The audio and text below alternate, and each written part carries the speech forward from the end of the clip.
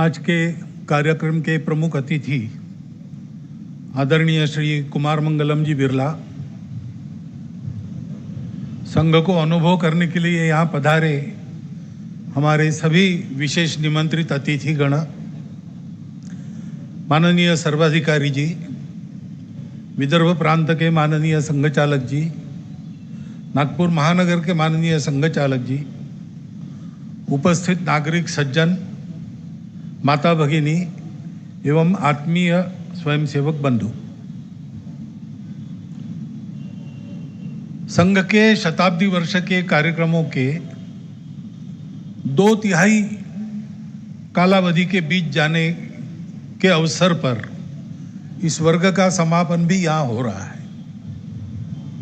अगले विजयादशमी तक वो कार्यक्रम चलेंगे। संपूर्ण देश में एक बहुत बड़ा संपर्क, समाज में जाना, समाज से बात होना, घुलना मिलना सभी कार्यकर्ताओं का हुआ है और भी आगे होगा,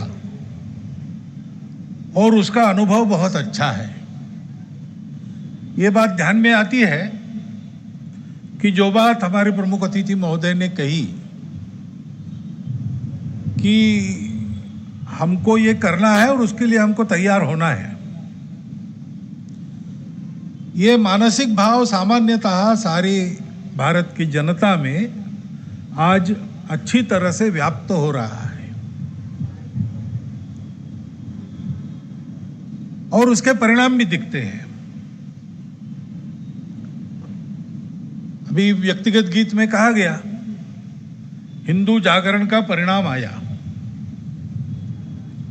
वो परिणाम दिख रहा है। भारत का दायित्व जिसके कंधे पर है, वो हिंदू समाज अपने दायित्व को वहन करने की इच्छा रखकर सजग हो रहा है, जागरूक हो रहा है, और अनेक दिशाओं में उसके परिणाम स्पष्ट हो रहे हैं, हम सबके सामने है।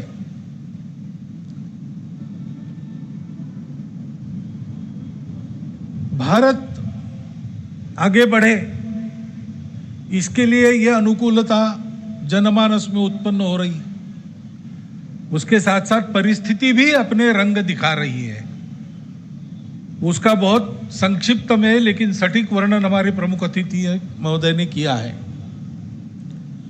दुनिया के स्वार्थ के संघर्षों में जिनका दूर दूर से उस संघर्ष से कोई संबंध नहीं, ऐसे देश भी दुनिया के पीछे जा रहे हैं।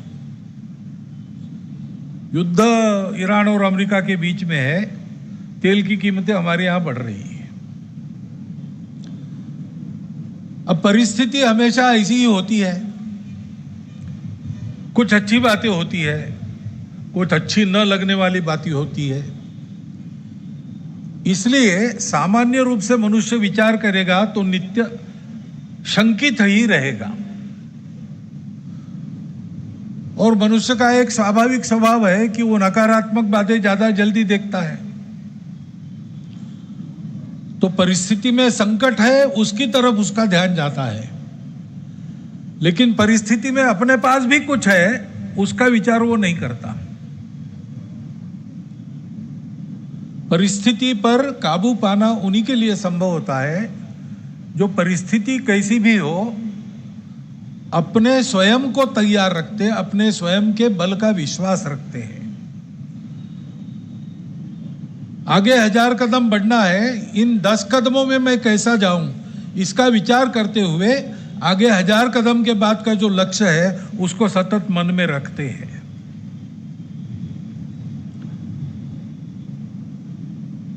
बहुत सारी बातें हैं, भारत का समय तो आ ही गया है।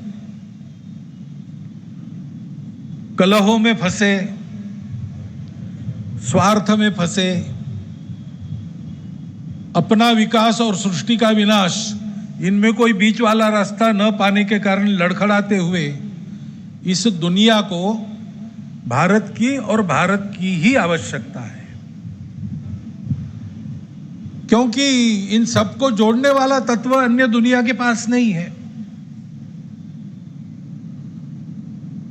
शरीर का विकास दुनिया जानती है, उसको ज्ञान है।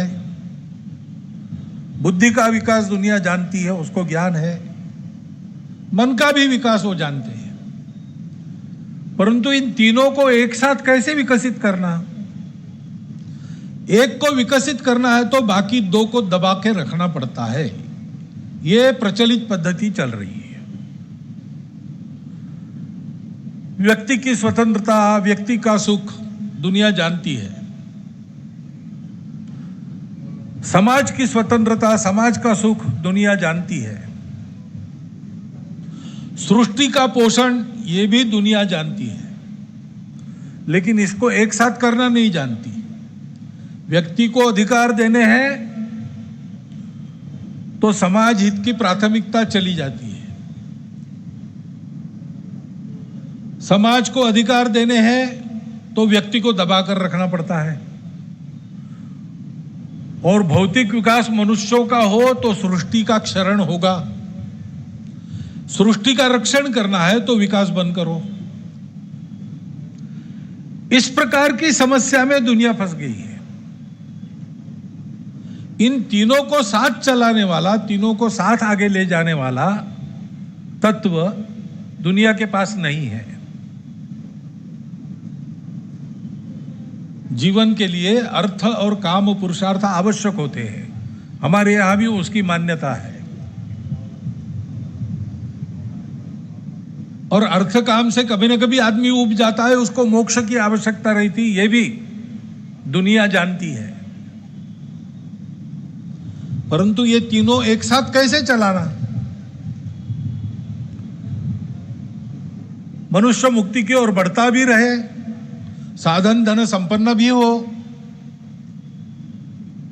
एक अच्छा जीवन जीने के लिए जिन कामनाओं की पूर्ति करनी पड़ती है, उन कामनाओं की पूर्ति वो ठीक से करें। ये सारा एक साथ कैसे हो, दुनिया नहीं जानती है।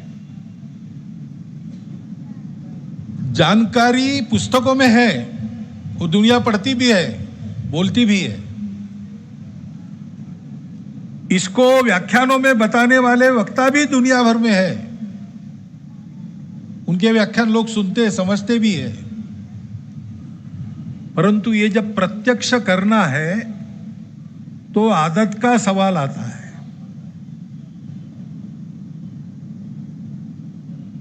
क्योंकि कृति तो शरीर मन बुद्धि के साथ समन्वय करने से होती है। वो समन्वय साध कर और शरीर जो मन की इच्छा है बुद्धि के प्रकाश में पूर्ण करे, ऐसा करना पड़ता है। उसके लिए आदत आवश्यक है। परिणाम तो आदत का ही रहता है। एक भिखारी और एक भिखारन रास्ते पर मिल गए, प्रेम हो गया तुरंत।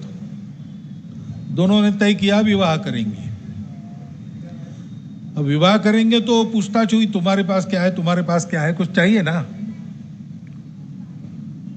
तो भिखारी के पास तो कुछ नहीं था। भिखारी ने कहा मुझे एक फूटी कौड़ी मिली थी, वो मैंने शहर के उत्तर दरवाजे के पास जमीन में गाड़ के रखी है, चलो उसको लाते हैं और विवाह कर लेते हैं। दोनों चले।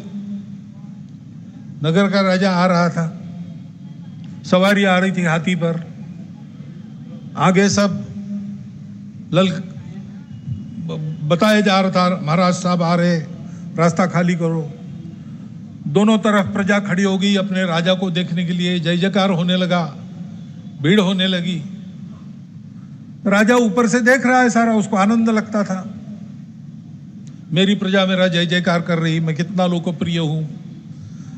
किसी का ध्यान बाकी बातों में नहीं था। राजा जा रहा था रास्ते से, उसका वैभव संपन्न वो स्वरूप देखने के लिए सब लोग लालयित थे, उधर ही देख रहे थे। लेकिन हाथी पर बैठे राजा ने देखा कि ऐसी भीड़ में एक फटेहाल आदमी और एक फटेहाल महिला वो कहीं जा रही है, उनका मेरे तरफ ध्यान नहीं है, भीड़ के तरफ भी ध्यान नहीं है। ठेला ठेली करके रास्ता निकाल के बहुत जल्दी में जा रही है। भाई सारी दुनिया मुझे देख रही है, इनको मुझे देखने की फुर्सत क्यों नहीं है? उसने प्रधान जी को कहा जरा देखो, पूछो उनको, ऐसा कौन सा काम आ पड़ा जो इधर बिना देखे चले जा रहे हैं। प्रधान जी ने सेनापति को कहा, सेनापति ने हवालदार को कहा, हवालदार गया, उनको रोका, तो कहाँ जा रहे हो? बोले हवालदार जी रास्ता छोड़ दीजिए, विवाह करना है जल्दी, वो फूटी कौड़ी लाने जा रहे हैं। बोले रुको महाराज ने, बोले मत रोको हमारा रास्ता, जाने दो हमको। हवालदार ने दोनों को पकड़ के राजा के सामने लाया और कहा कि ये विवाह कर रहे हैं और इसके पास एक फूटी कौड़ी है, वो लाने के लिए जा रहे हैं, इसलिए आपके तरफ ध्यान नहीं। मैंने रोका तो कहता है कि जाने दो, रोको मत। तो राजा ने कहा अरे भाई फूटी कौड़ी ऐसी कौन सी बड़ी बात है, और थोड़ा रुक लोगे तो विवाह रुकने वाला थोड़ी है, बाद में होगा, रुक जाओ थोड़ा। उसने कहा नहीं महाराज। बोले तुम कौड़ी की, मैं तुमको 1 रुपया देता हूं। नहीं नहीं महाराज जाने दीजिए। जिद पर आ गया। अब जिद पर आदमी आता है तो राजा भी उसके सामने कुछ नहीं। राजा ने कहा अरे भाई सोने का रुपया देता हूं। तो नहीं चाहिए। अच्छा चल 10 रुपया देता हूं सोने का। राजा बढ़ाते गया, ये नाना करते रहा। आखिर राजा ने कहा तेरे को आधा राज देता हूं। तो भी वो नहीं माने। लेकिन महिलाएं व्यवहार चतुर होती है। उसकी मंगेतर ने उसका फटा हुआ कुर्ता खींचा, कहा कि मान लो अभी राजा है, बिगड़ गया तो मार ही देगा, अभी आधा राज्य दे रहा है तो मान लो। तो उसने कहा ठीक है महाराज, मान्य है। तुरंत राजा ने लोगों को बुला के वहीं पर अपना आधा राज्य देके उसका राज्याभिषेक पानी छोड़ के करवा दिया। और फिर कहा कि चलो अब भोजन के लिए हमारे यहाँ। तो बोले भोजन के लिए? हाँ, आप राजा बन गए हो, हमारे बराबरी के हो, अब चलो पहले भोजन करो। तो ठीक है महाराज आप आगे हो जाइए, मैं आता हूँ 5 मिनट के बाद। तो क्या है? तो कौड़ी लेके आता हूँ। अब आदत है उसकी, एक एक कौड़ी, बेचारे के पास धन नहीं, एक फूटी कौड़ी मिली है, उसका बड़ा जतन करना, उसका ही चिंतन करना। परिस्थिति बदल गई लेकिन स्वभाव तो नहीं बदला। हम सुनते हैं एक समय भारत विश्वगुरु था, और केवल आध्यात्मिक गुरु नहीं था। ईस्वी सन 1 से ईस्वी सन 1600 तक भारत आर्थिक दृष्टि से दुनिया का प्रथम देश था। ज्ञान विज्ञान में भी हम लोग सबसे ऊंचे थे। दुनिया का आज का भौतिक ज्ञान उसके मूल में जाए तो खोजते खोजते हम पहुंचेंगे फिर से भारत के पास। भारतीय ज्ञान संपदा की चर्चा हो रही, उसका अध्ययन करते तो ध्यान में आता है। तो यहां से संस्कृति, सभ्यता, अध्यात्म के साथ साथ अर्थ विद्या, भौतिक विद्या, सारा ज्ञान, आयुर्वेद, गणित, ये सारा यहीं से गया है। ऐसे हम लोग थे। तो हम पर यह बारी क्यों आई कि 1000 वर्ष हमने गुलामगिरी झेली। जिन्होंने हमको गुलाम बनाया वो कोई हमसे श्रेष्ठ तो थे नहीं, संख्या तो उनकी ज्यादा नहीं थी, बड़े दूर से आकर उन्होंने हमको जीता। किसी मामले में हमसे बढ़तर नहीं थे, हमसे बदतर ही थे।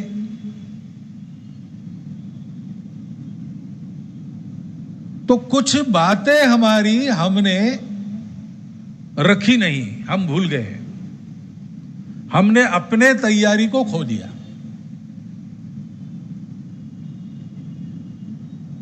उस तैयारी को हमको करना पड़ेगा। और अभी जो गीत व्यक्तिगत गाया गया उसका आशय वही है कि उस तैयारी को करने का प्रयास चला। संघ के तो 100 साल हो ही गए हैं, लेकिन बहुत लोगों ने किया है, अभी भी कर रहे हैं।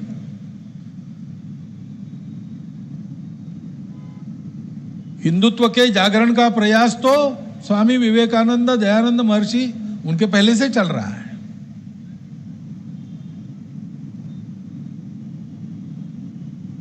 एक कार्य पद्धति संघ ने ऐसी विकसित की जिससे सारा हिंदू समाज अपनी भाषाओं की, पंथ संप्रदायों की, जात पात की सारी विविधताओं को कायम रखकर एक सूत्र में बंध जाए, एक दूसरे का हो जाए। और उसके जीवन में यह भाव आए कि यह देश मेरा है, यह समाज मेरा है, यह धर्म संस्कृति मेरी है, मैं जो कुछ विशेषता अपने में लेकर चलता हूं उसका लगभग पूरा श्रेय तो इनको है।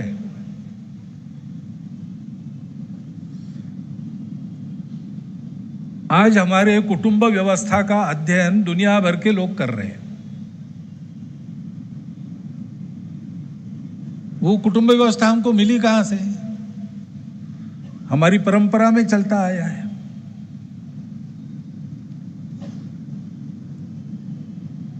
मातृवत परदारेषु परद्रव्येषु लोष्ठवत आत्मवत सर्वभूतेषु, ऐसा जो जीवन शैली का प्रकार आज भी हिंदू समाज में मिलता है अच्छी तरह बहुतायत में।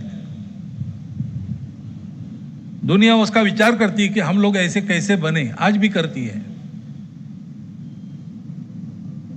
वो तरीका हमको कहां से मिला? हमारी परंपरा से मिला। इस देश के अन्न जल वायु से मेरा पोषण हुआ है। इस देश की समृद्धि और सुरक्षा ने हमारे पूर्वजों को जो संस्कार दिए, उन संस्कारों से मेरा संस्कार बना है। उसके आधार पर दुनिया में जो पराक्रम करता हूं उसका श्रेय मुझे मिल जाता है। लेकिन ये है किसका? ये इस राष्ट्र का है। समाज, भूमि, उसकी सृष्टि सहित भूमि, जंगल, जानवर, जल सहित, और उस पर रहने वाले ये समाज, जनपद, इसके कारण ये सब मुझे मिला है, तो मुझे वापस देना है। वापस देने की बात भी मेरी परंपरा मुझे सिखाती है। सृष्टि को जीतो, सृष्टि को लूटो खसोटो, सृष्टि तुम्हारे उपयोग के लिए बनी है। हमारी परंपरा ने ये नहीं कहा, हमारी परंपरा ने कहा तुम भी सृष्टि के अंग हो और ये सब तुम्हारे पोषक है। इसलिए कोई पेड़ है तुलसी का तो वो भी माता है, कोई पशु है गाय तो वो भी माता है, और बहने वाली नदी वो भी माता है। इस कृतज्ञता को लेके तुमको जीवन जीना है। दोनों हाथों से कमाकर 1000 हाथों से बांटना है। ये जीवन हमको मिला, उसकी आदत पीढ़ी दर पीढ़ी हमारे संस्कारों द्वारा, हमारे संस्कृति से हमको मिली है। वो आदत दुनिया के पास नहीं है। और इसलिए ये सारी बातें समझकर, पढ़कर, सुनकर भी दुनिया कहती है कि इस दुनिया को एक नया रास्ता आवश्यक है। वो रास्ता भारत ही देगा। और इसलिए भारत का समय तो आ गया है। लेकिन समय आने से केवल नहीं होता, उस समय के लिए तैयार होना पड़ता है। प्रमुख अतिथि ने ठीक कहा, फ्यूचर हैज ऑलरेडी अराइव्ड। हमारी तैयारी, सारी नियति उसके लिए रुकी है। हम तो बहुत वर्षों से कह रहे हैं, हम ये नहीं संघ के लोग नहीं, हम भारत के लोग, भारत विश्वगुरु है, भारत विश्वगुरु बनेगा, भारत को विश्वगुरु बनाना है। हम बहुत दिनों से कह रहे हैं, तो रुके कहां है? रुके वहीं है, हमारी तैयारी बाकी है। संघ के निर्माता डॉक्टर हेडगेवार ने समाज के उत्थान के लिए उनके समवर्ती समय में जो जो प्रयास चल रहे थे, उन सब में सक्रिय होकर भाग लिया, अनुभव लिया, उनके धुरीणों से चर्चा की, और वो इस निष्कर्ष पर पहुंचे कि ये सारी बातें होनी चाहिए। परंतु ये होने के लिए जो तैयारी आवश्यक है समाज की, जिसके कारण ऐसे तैयार लोग इन सब कार्यों को करने में मिल जाते हैं। योग्य कार्यकर्ता, यही बात है ना। काम तो सब अच्छे हैं, अपने देश की भौतिक उन्नति के, उद्योग के विकास के, कृषि के विकास के, लेकिन हमको नया रास्ता देना है तो हमको बाकी दुनिया की कॉपी करके नहीं चलेगा। हमको अपना एक नया रास्ता अपने विचारों के आधार पर खड़ा करना पड़ेगा और परिश्रम करना पड़ेगा निस्वार्थ बुद्धि से। तो व्यक्ति चाहिए ऐसे जिनका मन स्वत्व से परिपूर्ण हो, स्वबोध की स्पष्ट कल्पना जिनके हृदय में सतत जागृत हो, और उस स्वबोध को व्यक्तिगत, पारिवारिक, सामाजिक, राष्ट्रीय सब प्रकार के जीवन के पहलुओं में चरितार्थ करने का जिनका दृढ़ संकल्प हो और उसके लिए आवश्यक सारी गुण संपदा जो साधना से प्राप्त कर रहे हैं, वो साधना जिनकी निरंतर चलती है, जो समाज, देश, राष्ट्र के लिए जीने मरने पर उतारू है, ऐसे लोगों का सतत, बाकी सप्लाई चेन गड़बड़ हो गई तो फिर ठीक कर सकते हैं, ये सप्लाई चेन कभी गड़बड़ नहीं होनी चाहिए। और इसलिए सबके कामों को पूर्ण करने वाला ये काम उन्होंने 100 साल पहले शुरू किया। बहुत लग के करने का काम है, एक एक व्यक्ति पर समय लगाना पड़ता है, वर्षों लगाते हैं तब एक व्यक्ति थोड़ा सा तैयार होता है, और इसलिए सब बाकी कार्यों से हटकर इसी पर केंद्रित हुए, और उसकी परिणति आप राष्ट्रीय स्वयंसेवक संघ के आज के स्वरूप में देख रहे हैं। संघ को यह सब क्यों करना है? अपने लिए तो करना है नहीं, ये सारा राष्ट्र के लिए है। हमारा नाम भी न ले इतिहास तो बहुत अच्छी बात है, सारा श्रेय समाज को जाना चाहिए, क्योंकि समाज की संगठित शक्ति के द्वारा राष्ट्र का उद्धार होगा। हिंदू भारत के लिए दायित्वशील है, रिस्पॉन्सिबल है। संगठित हिंदू समाज की शक्ति अपने इस धर्म का, जो सबको जोड़कर चलाता है, सबको आगे ले जाता है, सबको उन्नत करता है, जो जोड़ने वाला तत्व शरीर मन बुद्धि में आत्मा के रूप से जाना जाता है, व्यक्ति, समाज और सृष्टि में परमात्मा के रूप में जाना जाता है, वही अर्थ काम को बांधकर मोक्ष के तरफ चलाने के लिए धर्म के रूप में जाना जाता है। हमारा देश धर्म प्राण देश है। उस अपने धर्म का संरक्षण करते हुए अपने राष्ट्र को परम वैभव संपन्न, परम बहुल संपन्न बनाना है, क्योंकि दुनिया सुनती तो उन्हीं का है जिनके पास शक्ति है, जानती सब है, यही रास्ता है। भारत ये बोल रहा है, भारत की बात सही है, लेकिन सही है इसलिए बात नहीं मानी जाती, लाठी है इसलिए बात मानी जाती है। ये दुनिया ऐसी है। हम देखते हैं बल संपन्न लोग अपनी मनमानी करते हैं, जिनमें बल नहीं है वो नीचे मुंडी डाल के उनको मानना पड़ता है। चाहे तो किसी देश को एकदम हथिया लो, चाहे तो किसी पर बम डाल दो, चाहे तो दुनिया का तेल सप्लाई बंद कर दो। ये सब शक्ति के कारण है, और इसलिए एक शक्ति संपन्न, वैभव संपन्न देश है, सबसे बड़ा। इसका हम कुछ बिगाड़ नहीं सकते, और ये देश भी अपने बल और वैभव से किसी को बिगाड़ने नहीं चला है, सबको संभालने के लिए चला है। ऐसा भारत जब खड़ा होगा तब दुनिया को नया तरीका मिलेगा। भारत को अपने देश को अपने तरीके के आधार पर खड़ा करके दिखाना पड़ेगा, और उसके लिए आवश्यक गुण संपदा युक्त व्यक्ति समाज में हो।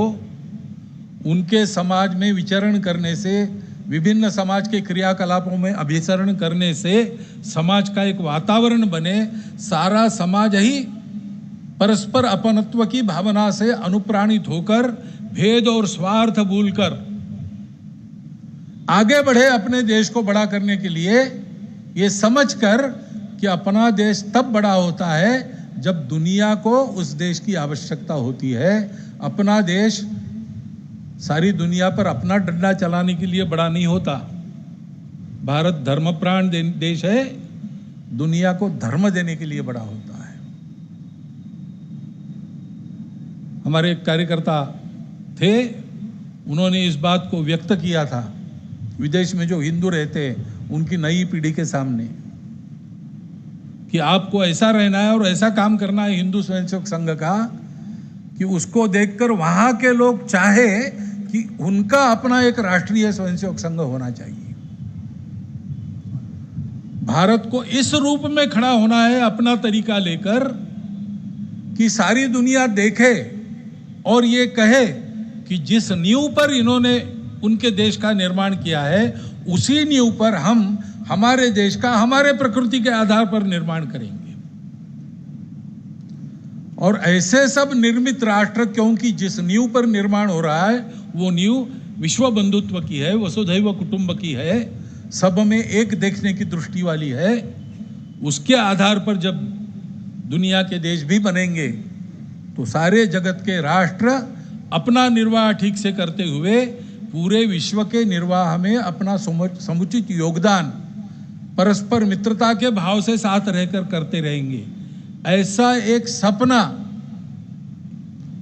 देखकर राष्ट्रीय स्वयंसेवक संघ का काम शुरू हुआ है। अभी सर्वत्र संघ परिचित है, समाज का स्नेह भी मिलता है, विश्वास भी है, और इसलिए ये बातें आपके सामने आ रही है। संघ सारे समाज में ये वातावरण उत्पन्न करना चाहता है। ऐसे वातावरण उत्पन्न करने वाले व्यक्तियों का एक देशव्यापी समूह उत्पन्न करना चाहता है। ये हो गया तो बाकी सब अपने आप हो जाएगा, क्योंकि बाकी प्रतिभाओं की अपने देश में कमी नहीं है। सब क्षेत्रों में प्रतिभावान लोग आज भी अपने देश में है, विदेशों में भी वो अपने अपने क्षेत्र में नेतृत्व कर रहे हैं। और इसलिए एक जो मुख्य गुण चाहिए, स्वबोध के आधार पर स्वार्थ और भेदों को पूर्णतः तिलांजलि देते हुए हम अपने देश राष्ट्र के लिए काम करें, ऐसा राष्ट्र बनाए जो दुनिया के लिए काम करेगा। ऐसी एक गुणवत्ता उत्पन्न करने वाला एक कार्यक्रम प्रशिक्षण का चलता है। आपने जो कार्यक्रम देखे शिक्षार्थियों ने किए, दिखने में बहुत सीधे साधे सरल है, और इतने बड़े व्यापक ध्येय से उसका क्या संबंध है, ऐसे बाहर से देखने से ध्यान में नहीं आता। अंदर आकर देखना पड़ता है, तब वो प्रतीत होता है। वो शब्दों में नहीं बता सकते, पुस्तकों में नहीं लिख सकते, उसका अनुभव ही करना पड़ता है। और इसलिए इस वर्ग में हम निमंत्रितों को बुलाते हैं संघ को अंदर से देखने के लिए, और ऐसे कार्यक्रमों में आपको भी निमंत्रित करते हैं कि ये प्रयास चल रहा है संघ का, लेकिन वास्तव में वो संघ का प्रयास नहीं है। हम सब लोगों को ये प्रयास करना है, क्योंकि भारत का समय आया है। भारत को अब उत्थान की दिशा में जाना है। जाने की इच्छा भी सबकी है, लेकिन बाधाएं भी है। हम लोगों में फूट डालने वाले लोग भी है। भारत को बड़ा न होना देना चाहने वाली ताकतें छोटे छोटे निमित्त निकालकर समाज जीवन में अशांति वगैरह उत्पन्न करने के पर तुली है। उनके कारस्थान भी चल रहे हैं। इन संस्कारों के प्रबल होने से दुनिया में अपना भट्टा बैठ जाएगा, ऐसा विचार करके कई प्रकार के तत्व हमारे संस्कारों को सीधे सीधे या अप्रत्यक्ष रूप से प्रभावित करने पर तुले हैं। ज्यादा वर्णन में नहीं जाता, परिस्थिति आपके सामने है। इन सब परिस्थितियों का मुकाबला करके यशस्वी होकर अपने देश को, दुनिया को एक नया रास्ता धर्म के आधार पर देने वाला भारत बनाना, ये हम लोगों के सामने नियति ने रखा हुआ कर्तव्य है। भारत का निर्माण उस कर्तव्य के निर्वाह के लिए हुआ है। उस कर्तव्य को साधने के लिए हम तैयार हो, इसलिए संघ का प्रयास चलता है। आपसे निवेदन यही है कि केवल दर्शक बने मत रहिए, संघ में आइए, संघ को देखिए, समझिए, फिर प्रत्यक्ष संघ के कार्य में ऐसे गणवेश पहनकर कार्यक्रमों में शाखा में आइए। अथवा कठिन लगता हो तो संघ के स्वयंसेवक इतने सारे काम कर रहे हैं, विविध संगठन है, गतिविधियां हैं, सेवा के कार्य चलते, उन सब में आप हितैषी के नाते सहयोगी हो सकते हैं, वहां कार्यकर्ता बन सकते हैं, अथवा समय समय पर इन सब बातों में मदद कर सकते हैं, अथवा आप अपने मन से इस भाव को मन में लेकर प्रामाणिकता से, निस्वार्थ बुद्धि से देश के लिए कुछ अच्छा काम करते हैं तो संपर्क हम रखेंगे। हम मानते हैं कि आप संघ में पैर भी नहीं यहाँ पर रखना, तो भी ये अगर आप कर रहे हैं तो आप संघ के स्वयंसेवक ही है। परंतु अब समय आ गया है कि पूरे समाज को इस प्रकार एक स्पष्ट कल्पना स्व के बारे में मन में रखते हुए अपने राष्ट्र के हित के लिए अपने जगत के हित के लिए सक्रिय होना पड़ेगा। ऐसा हुआ तो आने वाले 2-3 दशकों में उस भारत को हम देखेंगे जिसके बारे में स्वामी विवेकानंद ने कहा था कि मैं भविष्य नहीं जानता, न ही मेरा भविष्य पर विश्वास है, परंतु एक दृश्य मैं अपने मनश्चक्षुओं के सामने स्पष्ट देख रहा हूं। अपनी यह पवित्र भारत माता अपने पूर्व के वैभव से भी अधिक वैभव से संपन्न होकर जगत के गुरुपद के सिंहासन पर बैठकर अपने दोनों करों से सारी दुनिया को अभय और शांति प्रदान कर रही है। वो दिन हम अपने कर्तृत्व से इन्हीं आंखों से इसी देह में रखे, ये शुभकामना मैं आपको देता हूं और मेरा वक्तव्य समाप्त करता हूं।